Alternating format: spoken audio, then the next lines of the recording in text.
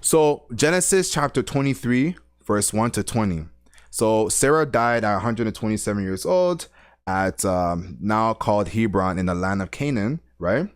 And Abraham negotiated the place of the burial with the Hittites and the elders, right? And he bought the cave from Ephron, who was the son of Zohar, at Machpelah, right?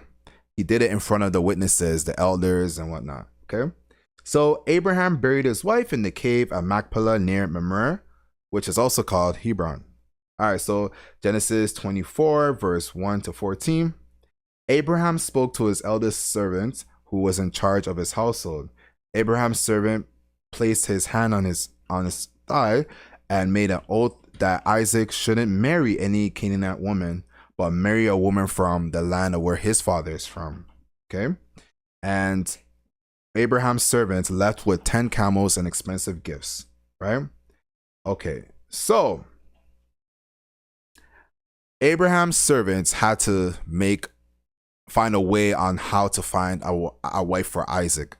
So he made a request to God that if a woman shares her water with him and fetches water for his 10 camels, that she should be the wife of Isaac. Okay, so Genesis 24, 15 to 60. Rebecca, he came upon, so the servant, as he was praying and doing his request, Rebecca came before his prayer. Well, not before his prayer, during his prayer, right? And then the servants, Abraham's servant, requested for a drink from Rebecca, and she did give him the drink. And she also offered to fetch water for all 10 of the camels. Remember, 10 camels, okay? 10 camels, right? So the description of Rebecca is that she was very beautiful woman, and she was a virgin, right? So as the servant recognized her humble act, he presented her with gold to put. My goodness. He presented her with a gold ring to put her in her nose, right? And then 2 large gold bracelets, okay? Then Abraham shared his reasons why he came, because Rebecca basically told him that she is the daughter of Bethuel, right? Who is the son of Nahor, right? So Laban also met with the servant, and the servant told Laban, the father and the mother, his reasons why he's at their place, which is to find Isaac a wife. He is from Abraham. He's Abraham's servants. So he said that Abraham is his master. So they quickly agreed that Rebecca will be the wife of Isaac, right? So Rebecca agreed to leave with Abraham's servants and the other men to go and be the wife of Isaac. Okay, so Genesis chapter 24 to 60 to 67. As Isaac was meditating in the fields, he saw camels coming, and when he saw the camels coming, Rebecca also saw him, and she dismounted from the camel. She asked who he is, and he said that he's Abraham. Sorry, he's Isaac, Abraham's son, right? So that's what the servant told Rebecca. So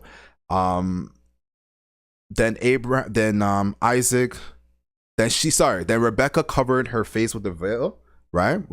And Isaac acknowledged that this is going to be his wife, and he took her to his mother's tent and made her his wife, who was Sarah, right? Sarah was his mother's tent, you know? So, all right. Genesis 25, chapter 25, 1 to 11, okay? So then again, afterwards, Abraham had 6 other sons with one of his wives. Her name is Keturah. She was one of the concubines, right, that he has. And the 6 sons are Zimran, Jokshan, Midian, Ishbak, and Shua, right? Then Abraham gave all that he owned to Isaac, but before his death, he still gave gifts to his son. And then Abraham died at 175 years old, right? Okay. He died and he was buried by Ishmael. Remember Ishmael? He was buried by Ishmael and Isaac, where Sarah laid rest, right? Which is in Machpelah. Okay. All right. So now we're going to go into the descendants of Ishmael, right? So Ishmael had 12 sons, who were Naboth, Kedar, Adbil,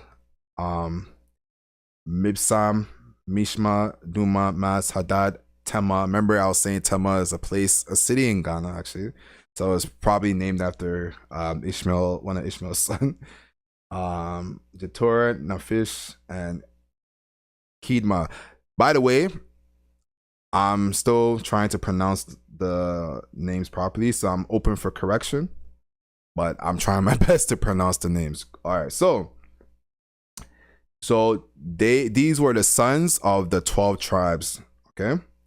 Then Ishmael died at 137 years of age. Okay. Ishmael's descendants, which is his sons, they stayed in the region of Havilah to Shur, east of Egypt. All right. Okay, so Genesis 25, 19 to 26. And then at first, Rebekah was not able to have children, right? But then Isaac pleaded with God, and then God gave them twins, right? But the twins were troubling her womb, and the Lord asked him that the twins will be two nations, right? And one will serve the other, right? So they're going to be rivals. You know what I mean? So when the firstborn son came out, she called him, he was very hairy and he was red. So she named him Esau. Her and Isaac named their son Esau, which means hairy. You know, shout out to Tracy for that, you know? Okay, so, and then the next born came out holding the heel of Esau, and they named him Jacob, which means deceiver. Okay. And there's another name for it, but deceiver is one of the names for Jacob. You're going to see why his name was deceiver, you know? So you're gonna know why. Actually, in the chapters that we're reading today, you're gonna find out why they named him Jacob. Okay. It's a little funny. Some of the stories are funny. All right, so yeah, Isaac was 60 years old when the twins were born. Twins were fighting in the womb. I know why he's so bad. All right, so so Genesis chapter 25, verse 27 to 34. Esau was a skillful hunter. So basically, Isaac favored Esau and Rebekah favored Jacob, right? So there was a time where, you know, Esau came back from hunting and he was very hungry, and he asked Jacob if he can have some of the food, and Jacob was like, no, unless you sell me your firstborn rights. And they went back and forth, and they eventually did that. And then after, when Esau was done eating, he felt horrible that he sold his firstborn rights to Jacob. Okay, so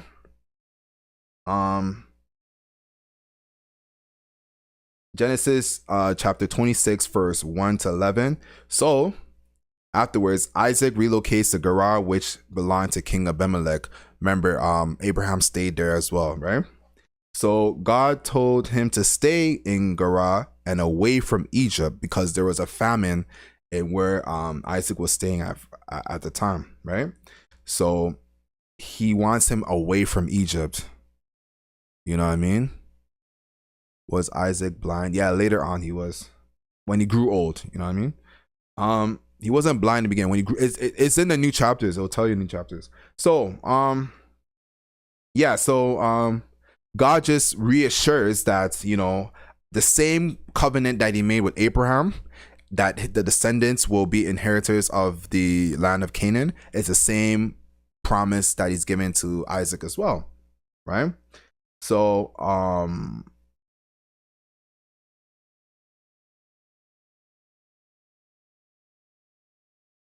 Okay, yeah. So now the funniest part, the same thing his father did, Isaac did, where the people of basically the Philistines were like, who's this lady? And Isaac was like, yeah, that's my sister. You know what I mean? So they took her, but then King Abimelech saw that Isaac was caressing Rebecca, and he was like, hey, why do you deceive me? You are obvious. That's obviously your wife. Same thing father did. So like father like son. That's the funniest part. And Isaac confessed that he did it because he thought they will kill him and take his wife. Like, you know what I mean? So Genesis. So before that, before I say the next chapter, King Abimelech made a proclamation that if anyone were to touch basically Isaac and Rebecca, they will be put to death. Okay, so Genesis chapter 26, 12 to 25. Isaac became a very rich man. He had flocks of sheep, herds of cattle, goats, and many servants, right? The Philistines were jealous and they filled up all the wells with dirt. So the ones that Abraham's servants dug up, right? Okay, so King Abimelech told Isaac and his people to leave because he felt that Isaac was too powerful for them. Remember? So Isaac moved to the Gerar Valley and reopened his father's wells, right? His servants dug a well in the Gerar Valley, but the shepherds of Gerar claimed it, right? So Isaac named it Esek, which means arguments, right? So Isaac's men dug another well, and this time there was no dispute, and he named the well Rehoboth, which means open space, okay? So then Isaac moved to Beersheba, and the Lord appeared during the night to reestablish the promise he made with Abraham to Isaac. Okay. So Genesis chapter 26, verse 34, right?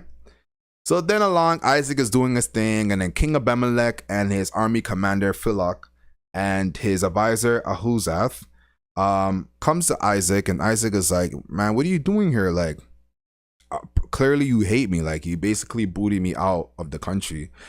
And basically King Abimelech was like, he felt he sees that the Lord has blessed Isaac, you know, so he's like, I don't want any issues. And when we like made you leave and all that, we did it with peace, and we never really troubled you. Remember I said yesterday that that's cap, because imagine building a great fortune and then all of a sudden like people are like, yeah, you need to leave, you know, even though you're taking your stuff, you still need to leave because you're established in your land, right? So King Abimelech asked Isaac to swear that he would never harm them or his people or even trouble them, right? So then they both agreed, and King Abimelech and Isaac made a treaty, and they celebrated that treaty with a feast, right? So Isaac's servants dug a new well with water that sprung up, and he called it Sheba, which means oath, right? Because of the treaty that him and King Abimelech had. Okay. All right. So, and the town is called Beersheba, which means the well of oath.